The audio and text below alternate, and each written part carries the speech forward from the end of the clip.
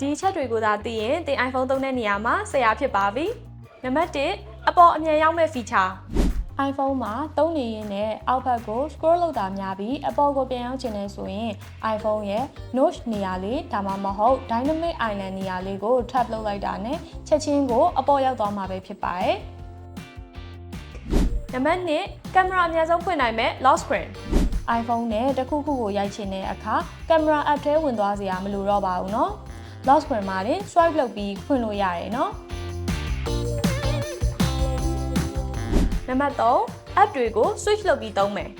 app တွေဖွင့်ထားပြီးတစ်ခုနဲ့တစ်ခုပြောင်းလဲအသုံးပြုခြင်းနဲ့ဆိုရင် iPhone ရဲ့အောက်ဘက်ကဘားလေးကို switch လုပ်ပြီးအသုံးပြုနိုင်ပါတယ်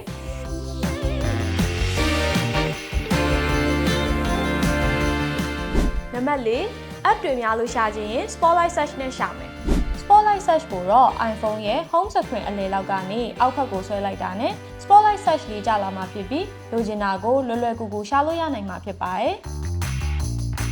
ဒီချက်လေးတွေကတော့အခုမှ iPhone စသုံးမဲ့ user တွေအတွက်ဆရာဖြစ်နိုင်မဲ့နည်းလမ်းလေးဖြစ်လို့အခုပဲစမ်းကြည့်တင်တယ်နော်အဆုံးထိချူပေးရဲ့အတွက်အားလုံးကိုကျေးဇူးအများကြီးတင်ပါတယ်ရှင်နောက်များမှာလည်းအခုလိုမျိုး knowledge sharing video လေးတင်ဆက်ပေးသွားမှာဖြစ်လို့ iGet မြန်မာ Facebook page လေးကိုစောင့်ကြည့်ပေးဖို့လည်းမမေ့ပါနဲ့ရှင်